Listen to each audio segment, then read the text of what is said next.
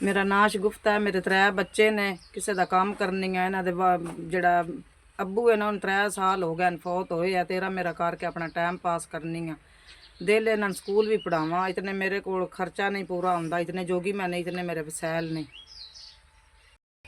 3 मेरे यतीम बच्चे ने, कदी उन्होंने कपड़ा नहीं होंदा, कदी उन्होंने जुत्ती नहीं होंदी, कदी खाने नहीं होंदा। हालात खराब ने, कोई नहीं और आसरा भी।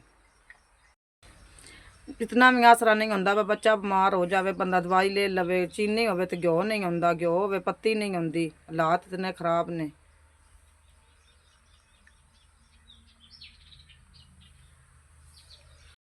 अगों गर्मियां ने, बच्चों दी जुत्तियां ही कोई नहीं, गर्मियां वाले कपड़े ही कोई नहीं। वो इंज नंगी पैरी टुरदे रहंदे ने। मेरे वीरां तुहाडा गल्लिया 5000 रुपया मैनूं लभ गया। इन्हां दा सौदा लिओ सन दी, बच्चे खासन दे दवा दे सन दे। अल्लाह पाक दवान तत्ती वाह भी ना लावे। मेरे वीरां तुहाडा भला होवे, तुहाडा दित्ते 5000 रुपया लभ गया। अल्लाह पाक दवान तत्ती वाह भी ना लावे। जिन्हां यतीमां दा ख्याल कीता, अल्लाह पाक दवान भी लम्मी जिंदगी देवे। अल्लाह पाक दवान भी तत्ती वाह ना लावे। नाले मैं अपने बच्चों के कोई कपड़े जुत्तियां ले लै सी, नाले कोई खाण पीण कर लै सी। इंशाअल्लाह वसदे रहो तो अल्लाह पाक दवान चोखा देवे, ते अल्लाह पाक दवान लम्मी जिंदगी देवे। चाचू शुक्रिया।